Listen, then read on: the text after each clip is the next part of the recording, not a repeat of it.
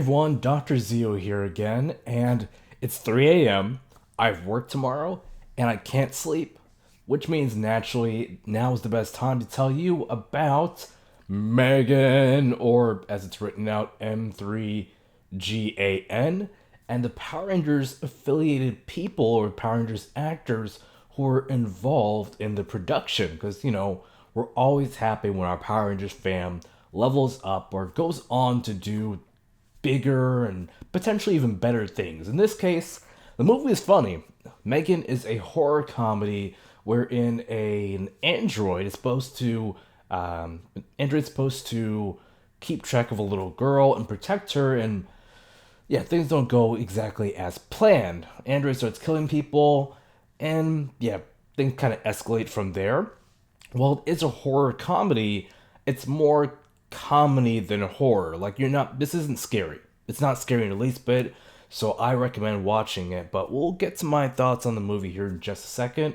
So, really, there are three people involved with Power Rangers who are involved in this production. First one up is Kimberly Crossman, who we all know as Lauren Sheba, aka the female Red Samurai Ranger, who made her first appearance in Power Rangers Super Samurai.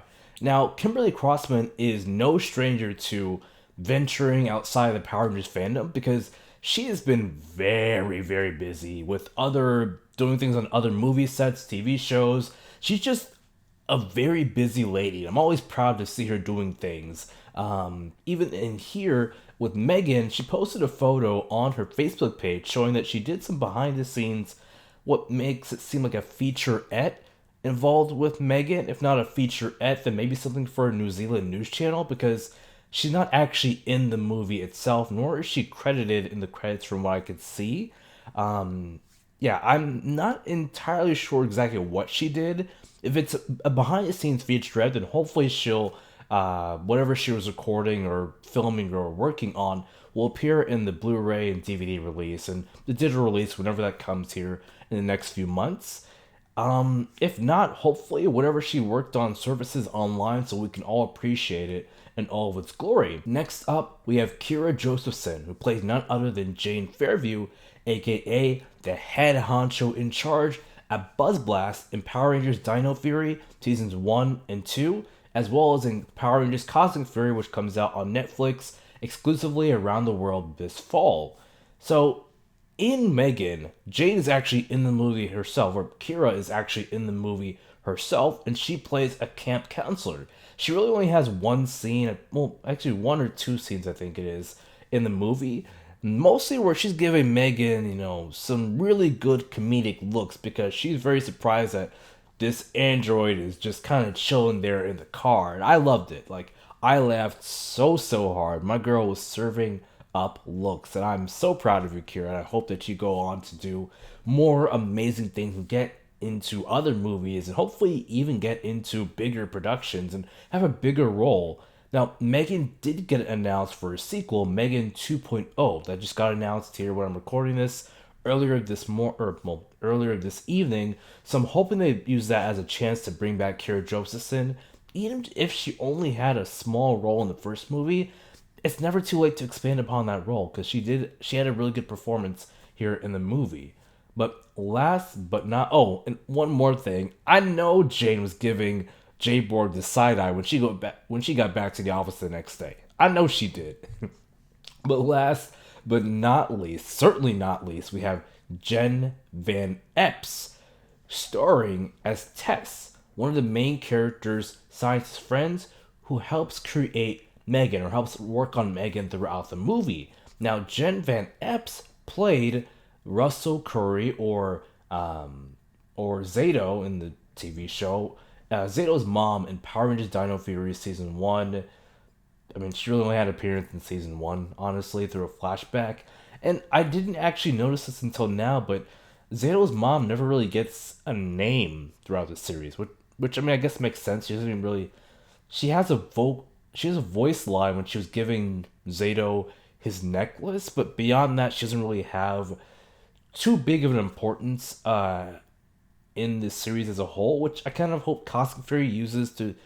It kind of expands upon how Zato and Ion feel about Ravcon being gone. I feel like we didn't really get to delve too much into that once we discovered that Ravcon's still there. Then it obviously got blown up. Then we got the Ravconians. Then in the last few episodes, we don't really get much time to really marinate in Zato and Ion's feelings. So I'm hoping that going into Cosmic Fury, they use that as a chance to kind of explore what those two individuals are feeling in the moments, post Ravcon blowing up and going into our big old fight with Lord Zed and his new cronies. But yeah, less about them. But props to Jen Van Epps. You did the motherfucking thing. You were great in the movie. I did not recognize her at first. It wasn't until I saw Russell Curry throwing her some props on Instagram that I was like, wait a minute, that's her for real? Like, I was very shocked, very very shocked. But yeah, props to her. And that's really the only three people involved in Megan's production that have been on Power Rangers. Side note, House Party, a remake of the old House Party movie, did come out recently, and that does feature two Power Rangers actors. One is Walter Emmanuel Jones, or Zack, who played Zack the Black Mighty Morphin Power Ranger.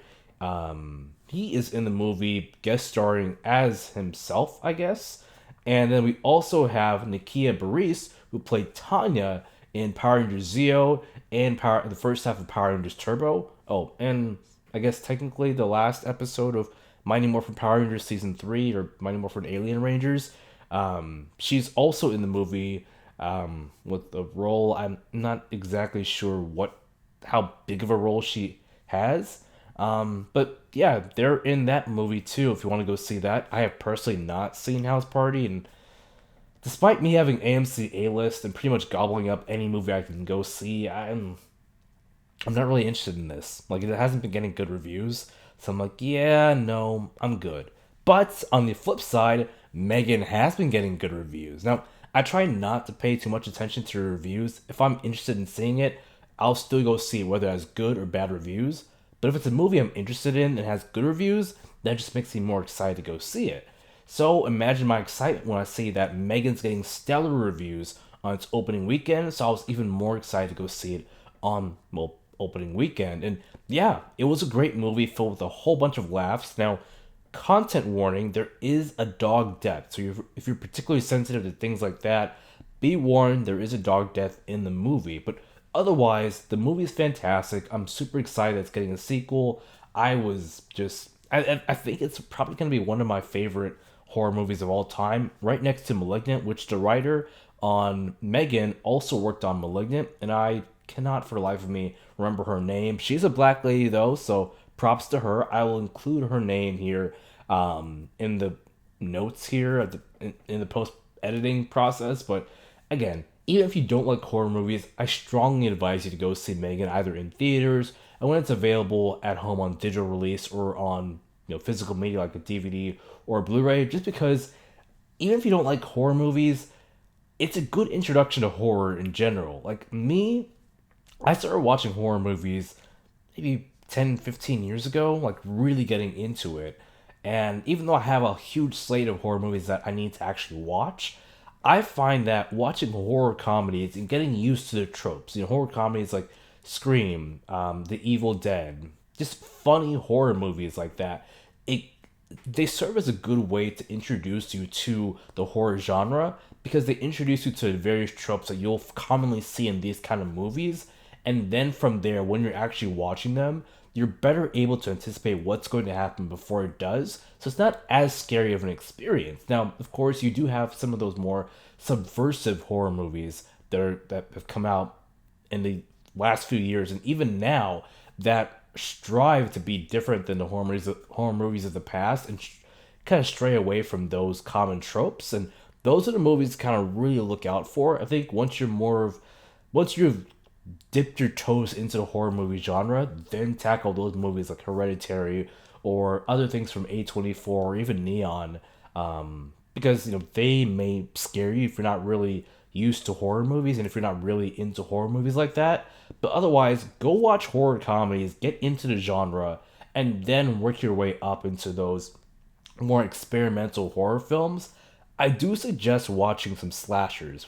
What I found is that slashers, I kind of approach those as action movies, if that makes sense. I like to think of it as action movies are to men as horror movies are to women, in that the action movies, you have the men going through a lot of, what is it? A lot of, well, hell for lack of a better term. Whereas with horror movies, you have a lot of women going through a lot of hell, and eventually coming out of the movie as the titular final girl. Now, you do have a lot of final boys or final men in horror movies, but final girls are a much more common trope.